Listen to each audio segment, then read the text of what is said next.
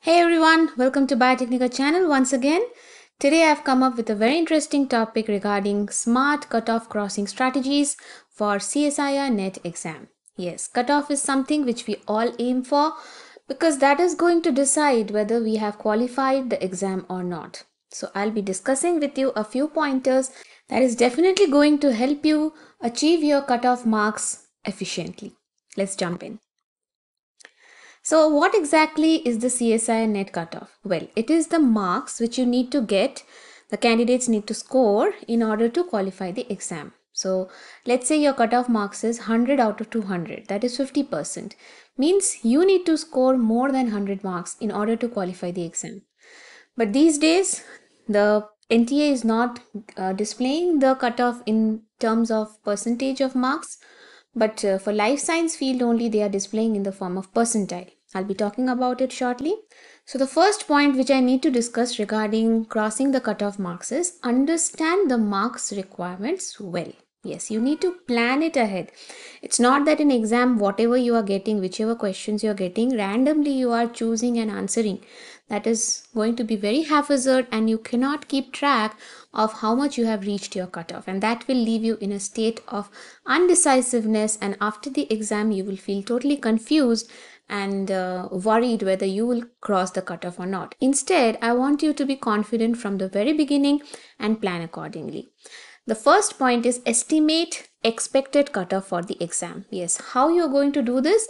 Well, you have to look back to the scores, the cutoffs for the previous exams. At least take 5 years. So let me just give you an example. Like how much marks do you need to score? Let's say you are 60% marks if you're getting, then you will have a guaranteed GRF. If you are getting 50%, then you'll have guaranteed LS. Now, I'm not talking about this numbers from any random source, but then it is based on, as I mentioned, the previous year's question papers.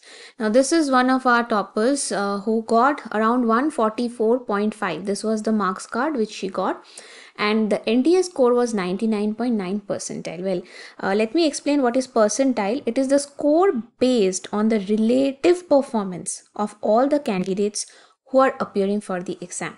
Now, what do you mean by relative? It means that out of total students who attended the exam, if the total students attended was 100%, then 99.9% of students, they scored below her.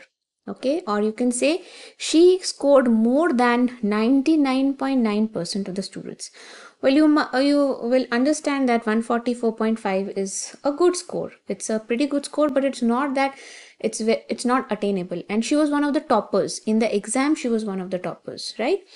So during the percentile calculation, the score obtained by candidates in the session, they'll be converted into the scale ranging from 100 to 0.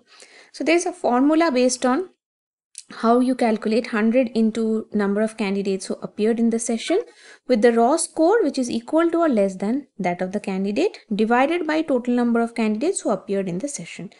Now that will keep on varying how many students are attending the exam, and also it will vary what is the difficulty level of the exam, how many students are able to gain more marks or less marks according to the difficulty. So that's how the percentile calculation will totally depend upon some factors. Okay, you cannot predict about that. But what you can predict about it is, so this was from the latest exam conducted in Feb 2022, that is June 2021 exam. Here, if you see life science, now that's what they have given in percentile. You can check the other fields of CSIR NET exam. They have not mentioned in percentile. It's just how much percent marks you are getting. In fact, life science also used to be like that. But since past 2 exams, they are giving in percentile. Okay. So see, for lecturership, it is less. That means you need to score more than 97% of the students who are attending. And for the JRF, I'm talking about unreserved category. For the other categories, it is lower. So you need to score more than 98.7% of the students, right? If you have noticed what she got, that was 99.9%. And yeah, definitely this was not the cutoff, but then she scored much higher, right? If I compare and show you cutoff for June 2020 conducted in November 2020, right? So here also you will see 98.94 and 97.918. 98.94 and 98.78. Not much of a difference as such. But what we understand is, according to our experience, this is what was in the last exams, like from 2017 to 2019. So before these two exams, this was the June 2020 exam. There was only one exam, there was no December 2020, and this was June 2021 exam. Again, December 2021 was not there, and so this happened in February 2022. And the latest exam which just happened, the cutoff hasn't been released yet, means it's not displayed yet. That is supposed to be June 2022. Okay, so I'm sure that also is going to be in percentile. But before these exams, pre-COVID till 2019, June, December, June, December, June, December, all the 6 exams, if you notice, these were the life science JRF cutoffs, okay, for unreserved category. Now you will notice that 59.25 was the highest that it went. All right. Now I'm going to take the same logic, because definitely the exam paper has not changed drastically as such after this. Yeah, there has been a change in the mode of the exam, but even in 2019 the mode was same, means CBT. So 59.25 was maximum what it went. If you take an average, then on average it was around 55%. Right? Now let's go back and check her score. It was 144.5. Now if I take the percentage, not percentile, if I take 144.5 divided by total marks in which exam is conducted is 200. So if I conduct it into percentage, I'll be getting 72%. Now with 72%, she is getting 99.9 percentile. That means what? If you get somewhere around 60%, that means this is what is expected to be around this percentile, 98.78 or maybe 98.94. So here the cutoff was little bit more. For June 2020 exam, the cutoff was little bit more, as you notice. Okay, these are minor differences. And here, so maybe this was around, according to the same calculation, somewhere around 55 to 57% was the cutoff. Okay, and here the cutoff must have gone somewhere around 58 to 60%. We can't really predict the exact one until you have someone's mark sheet, some few mark sheets compared. You cannot get the exact cutoff percent because they are not displaying it in that way. But this is what we are guessing based on our experience. So by all these things, now that we have understood what is our cutoff, maximum it can go to 60%. So with 60% marks, you can very well understand the estimated cutoff. Yes, we will be targeting to cross 60%. Yes, estimated cutoff will depend on many factors. So let's not go into that into detail. We'll make another video on that. Now next is, based on that, calculate how much marks are required to qualify.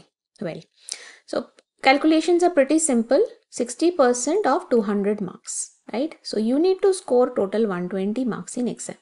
That means out of 200, you need to score 120 marks, right? These all you are doing beforehand, even before you start preparing, right? Prepare a sectional division of marks and questions required to solve. So basically you need to go through the question paper. You need to see the syllabus. How many units are there? Well, total 13 units are there. You need to go through the question paper. So from syllabus, you will get to know about the units. From the previous year question papers, you will know about the sections. So as you know, you have part A, part B and part C. And in each of these, there are some set number of questions. You have 20 questions, out of which you have to attend 15. You have 50 questions, out of which you have to attend 35. And you have 75 questions in which out of which you have to attend only 25 questions, right? Now, these are of marks of 2 marks. These are also for 2 marks, but these are for 4 marks. These questions are for 4 marks. Now you have to prepare a sectional division of the marks and the questions which you require to solve. How will you prepare that? It will be based on your expertise. So out of 120 marks, let's say, if you don't solve 25 questions from part C, you attend, let's say, 20 questions. Then 20 into 4, you will be getting 80 marks if you solve it correctly, right? So how much marks will be left now? You will be left with 40 marks. You need 40 more marks, right? So in that, if you solve out of 35, if you solve 15 questions correctly, then you are getting 30 marks. Then how much more you require? From part A, if you attend 5 questions, again 2 marks for correct answer, you will get 10 marks. So there, your sectional division is done. How much marks you need to score in each section. Accordingly, you will prepare. Now, if you have not done that before itself, before starting your preparation, then maybe after your preparation, some 1-2 months before the exam, you can calculate this and do your revision accordingly. Like you didn't prepare part A so well. That's why you kept less questions for that. Okay. And you are more confident in experimental based questions, part C. So you have kept more questions for that, and moreover you get lot of options in part C. That's what it is, right? So I'm going to show you how to calculate that. Here is a rough chalk strategy for obtaining the cutoff marks. To achieve 60%, that is 120 marks, get these many answers correct. So part A, 5 into 2, 10 marks. Now part B, I have taken here 20 questions, okay? 20 questions into 2 is equal to 40. And part C, I have taken 20 into 4, 80. Why I have done that? Because somewhere you will get negative marking, isn't it? So in that case, you have to increase it, because if you get negative marking, then in that case here also, so you can attend a little bit more questions. Instead of 20, you can attend 22. Instead of 20 here, you can attend 22. So like that, you can increase or decrease. Now that will depend on the exam paper. You will have to look at the questions and then accordingly decide. You cannot decide beforehand, right? So the questions continue to increase in difficulty, and the competition for gaining a stable marks, it's going to be stronger than ever. So it is vital to plan ahead and prepare with a unique strategy that can allow you to qualify irrespective of the slight changes which are taking in the cutoffs. So this means that a student would require to target a minimum. Instead of 120, you better target for 130, or if you are even more confident, why not 140? So 140 means 70% marks you are targeting. So accordingly, you have to increase these, but whatever it is, you plan accordingly. Okay, keep some margin for negative marking. You keep that also in mind. Don't assume that whatever questions you're attending, all of them will be correct. Yes, you are choosing your questions wisely. I'll talk about that also, which will to a certain extent give you an edge that most of your questions will be correct, but there can be human errors and you have to keep a margin for that as well. Okay, so what you have done is, let's say you have to score 80% in part C, which means you have to solve 20 part C questions correctly. So tailor your permutation and combinations according to your capacity. Okay, what you want to do, which section questions you want to attend, you have to figure that out well in advance, right? All right, moving on to the next strategy, that is keep a good margin for negative marking. Yes, as I mentioned that you have to think about the human errors which might occur. Now let's say you need to score 80 marks in part C, right? Now for which you must answer 20 part C questions correctly. Now instead of answering exactly 20, why not answer the 25 questions, which is the allowed number of questions to be attended from part C. From part C maximum you can attend 25. Then why are you not taking a chance? Even if they are wrong, you're not getting those extra 5 into 4, 20 marks. Yes, if you get them correct, you will get those 20 marks. But if you're not getting them, then there is a -1 marking, 25% marking. So correct answer is 4 marks and negative marking, wrong answer is -1. In that case, you will be losing -1 into 5, that is -5 will be deducted. But then if you're getting them correct, you will be getting 20 marks. So yes, I'm not saying all 5 may be right. So in that case, maybe 2 will be correct. Then also you will be getting 8 marks. And the rest 3 will be wrong. So -3, only -3 will be subtracted. Okay, so you're increasing the margins. And part C questions are something which you have huge options from. From 75 questions, you are selecting only 25. So I'm pretty sure you can take that chance, provided you know the answers. Yes, I'm not asking you to just guesswork. Yes, you have studied that, and even if you're not completely confident, even if you're 95% confident or 90% confident, go for it. Answer those questions. Okay, if you're not that confident, then you must skip it, because there will be maximum chance of getting it wrong. This way, even if you get 4 answers wrong, as I mentioned, at least you will get 4 marks extra. So instead of scoring 80 marks, you will be scoring 84, and even if the other 4 are wrong, still the marks is not coming down lesser than 80 which you had planned before. Whatever was your plan, it will go according to it, right? So you are understanding what I mean to say. So next point is you have to prepare units accordingly. This is the third step. So let's say you have to solve 20 Part C questions correctly. Now calculate how many questions are there in Part C. There are total 75 questions. Each unit has at least 4 to 5 questions on average in Part C. From each unit at least you will get 4 to 5 questions. Now if you prepare some 7 to 8 units, I will take the least amount only, that these 8 units will have at least 4 questions each of them. So total how many questions at least will be known to you? 32. 32 known questions will be there. Now I am not saying out of 32 you will be able to attend every question. First of all, there will be more questions which are known because I have taken the lower number. There can be 5 questions from Part C or even 6 questions if you select the heavy weightage units, right? So selecting 20 questions or even 25 questions, even if you have to select 25, you still have an option. It's not that all will have to be mandatory, correct? It is not a tough thing at all. So first of all, calculate and then see how many units you actually have to prepare. Then preparing will not be that difficult. All you have to do is from the 13 units, you have to select 7 to 8 units of your choice, which you have to prepare properly, not leaving out any detail.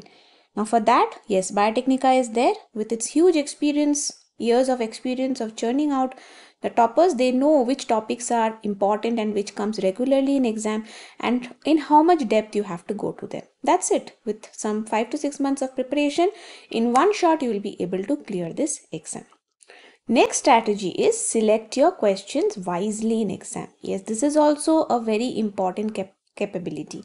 Now, what is the types of questions that come in exam? First are easy questions. That means direct. There is no twist in it, clear interpretation, and most chances is that you will get them correct if you have a decent preparation. If you know it, and you will be able to answer. The next are tempting question. That is, they might have chance of making a mistake, hence can be ignored. Most options might appear somewhat easy, but there can be a confusion somewhere. So they may have to guess one or two options. One or two options you may know, but the others one you have to guess. So that will be a second slot of questions.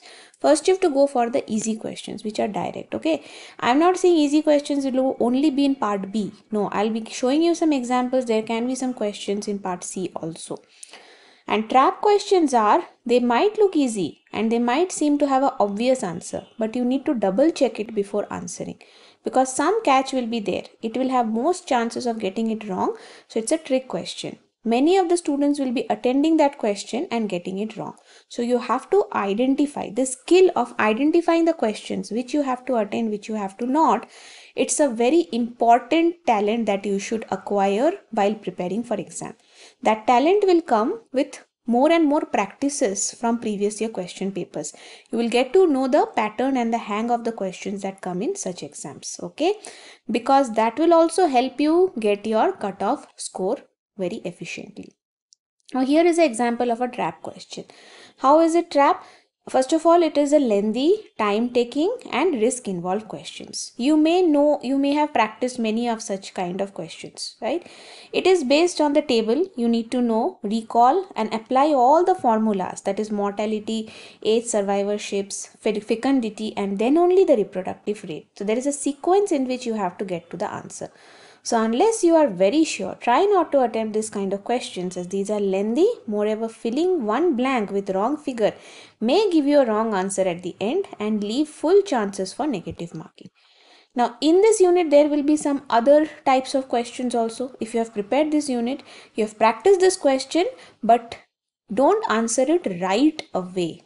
You may get very excited that I know this type of questions, let me solve it.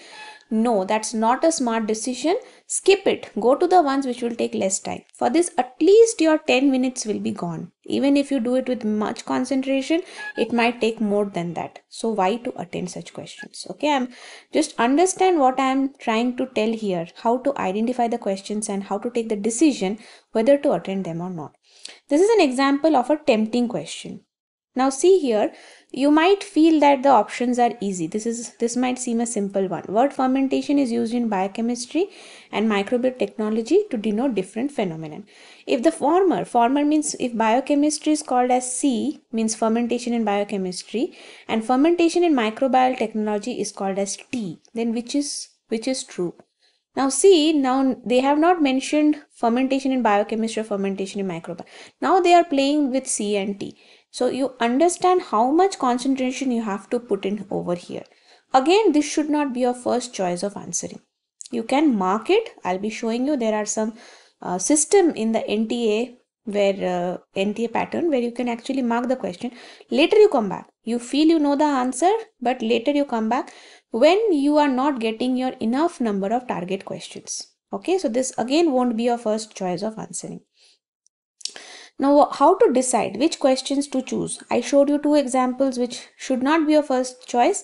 So, which should be your first choice? More match the followings, because match the followings, once you are scanning through the question papers, through the questions, once you find the match the following, even one or two options you are aware of, the rest 3-4 options you can, third and fourth option, even if you don't know, you can still get to the answer. So target those first. That won't take much time. Maximum it will take 3 to 4 minutes, provided it is from the unit which you have studied and you know at least a few options out of it. Next is graph based questions. Yes, that also you can do.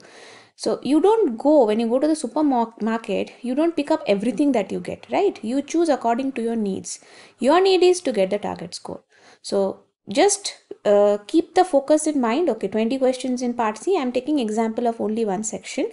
So 20 questions, okay, one question done, two question done. You have to continuously keep a track of it, okay?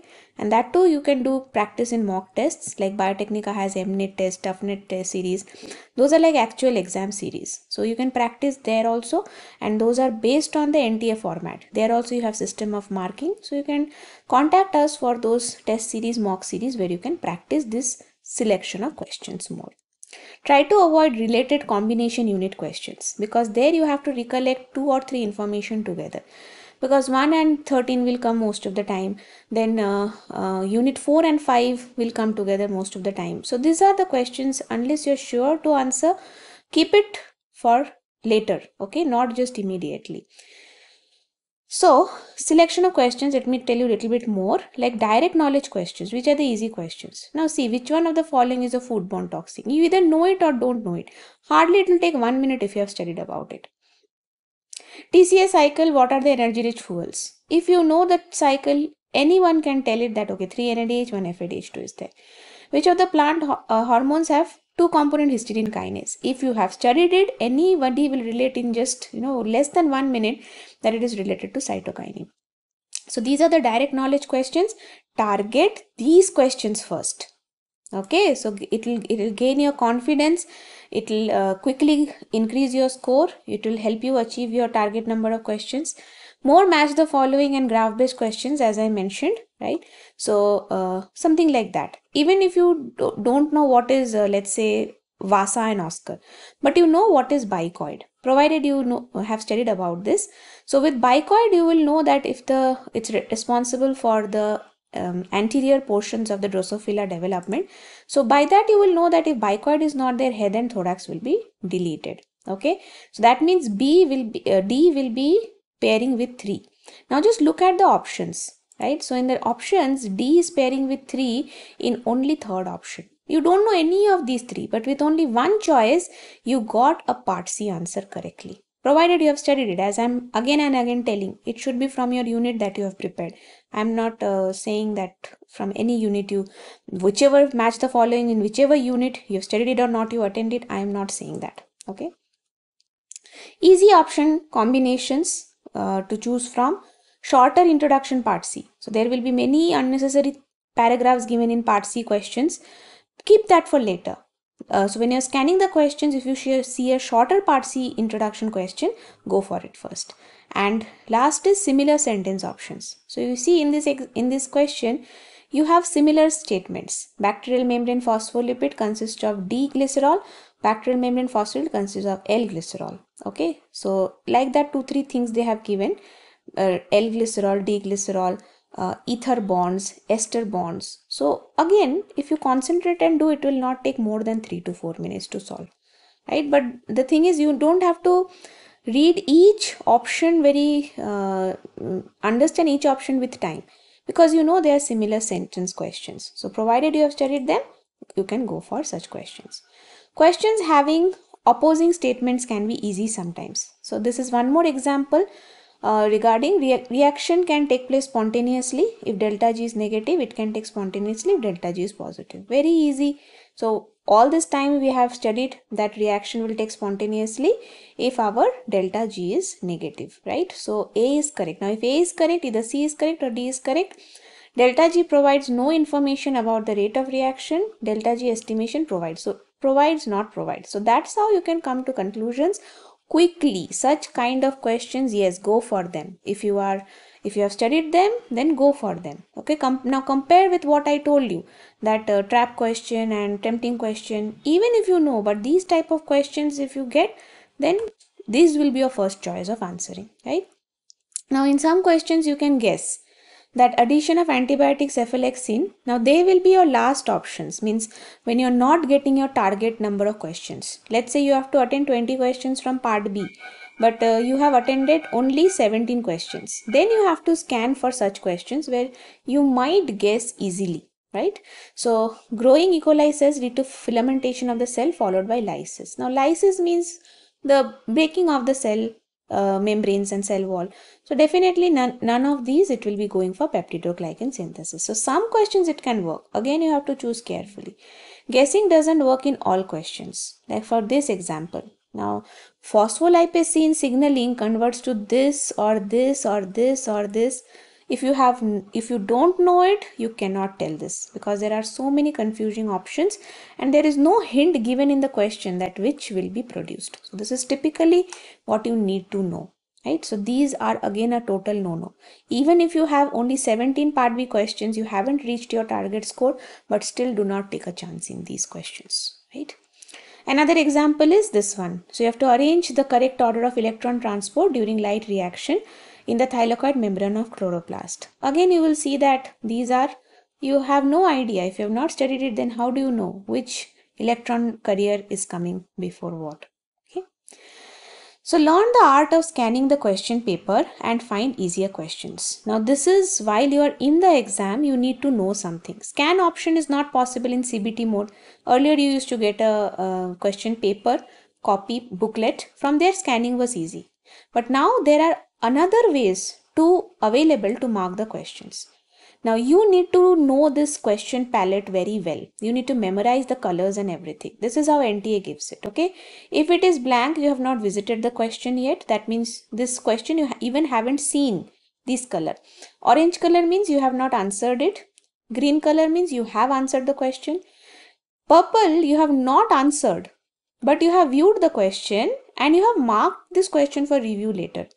You have not answered it, but later you want to come back and mark this, means answer it, right? And with a dot means that you have answered it and later you want to again come back for review. You can unselect your answer also, choose not to answer it. All this can be done with the NTA, okay? So it is advised to take a quick look at all questions and mark. You have to see what all questions are there. Go one by one, see all the questions, go through all the questions and keep on marking whatever you know and whatever you don't know. Calculate required number of questions beforehand accordingly and then answer. So this is how the NTA platform looks like. So see here 1, 2, 3, 4, 5, 6, 7 like that the questions are going. If you scroll down you will get the later. They mention the question palette. So only one you have seen. You have just viewed this question but you have not answered it. This is the question you are looking at it right now. So you have some options, save and next, save and mark for review, right? Clear response. That means later, even if you have marked it, but later you saw that you have already answered some 26 questions in part C. Then you want to unselect it. No, I am not sure of this. I want to unselect. You can also go for clear response. Then you have not answered this question. Okay, so that you have to do in the last 10 minutes of revision, because this is also a very important practice. Also, see here 70th question I have viewed it but not answered it. 71st question I have not answered, so I have marked for review that later I want to come and check. 72 question I have answered. Okay. And 73rd question I have answered, but I have marked for review. And 74th question I am viewing it right now. So I have the options of choosing from here. Got it? So 74th question, I notice it's a match the following. It is from the unit which I have studied. So I will mark it and move on. This is what you should actually practice, right? And yeah. So make a proper decision of which question to answer and which to leave, because don't attempt questions that you are not very sure of. If you attempt 15 part questions from part C and all of them are right, you will score 60 marks. But if you attempt 20 questions and 5 of them are wrong, then you will score 55. Minus 5 will be negative. Even though you are attending more questions, you will think that I have more chances to get marks. But with less questions attempting also, provided you're sure, that's what I said before also, that okay, instead of attending 20, you attend 25, but only if you know the answer. I'm not saying that always follow that rule. Okay, but if you know that, okay, I have 5 more questions which I know the answer, then don't stop at 20. Go ahead with answering the 25 also. Okay, but if you're not sure, just to increase the number, don't go and attend all these questions. Fine? That's a wrong approach. So why decision making is important? Because negative marking 25% is deducted for each wrong answer from every section. And CSIR NET exam is a rejection game. As you saw, the ones who are getting selected, if you look at the percentile, 98 percentile, that means 98% students are rejected. The top 22% students are getting selected. So it's a rejection game. And so if you want to get selected, you have to decide the cutoff score beforehand and you have to decide on the questions wisely, right? So do not fall into temptation. Refrain from being greedy to solve more questions. Just the point which I mentioned, especially for part B, because part B's questions are smaller, they might seem easy. Don't fall into the temptation. This can attract unnecessary negative marking. If you have already got your target score and you're confident with all those answers, then why do you need it? Why do you simply want to increase your negative marking, right? So you are the decision maker. Move on in a question if you are getting stuck. As I said, the questions which are time taking, you have prepared the unit and you want to answer it. Why am I not able to answer? I've studied it. It's not an ego. It's not a prestige issue. You have to move on because your target is getting the cutoff marks. Okay. Take risks only when desperately needed. As I said, if you have not come up with your target question, number of questions, then only you can take the risk of attempting such questions. You don't have to attempt every question from your studied units. As I said, if it is a trap or attempting or a tricky question, don't attempt it, even if you have prepared that unit. So know when to stop. Control your greed. As you know, in CSIR, a wrong decision can leave you little less than cutoff marks, and that will give you a lot of frustration. A wrong decision, like Jenga, if you pull a wrong block, the entire thing will come down. Whatever your hard work throughout 6 months, just because of a few marks, you won't be able to qualify. So learn the decision making wisely. It's all about planning, risk and strategy. The last point is do a proper planning of timing in exam, because you want accuracy and you want width in the proper time. Okay, so what you should do is you keep sectional divisions of the time. For example, for part C, you can keep 90 to 100 minutes. It can be dedicated for this section. For part B, because these will take maximum of your concentration and these are the most scoring unit, so you should keep more time for this.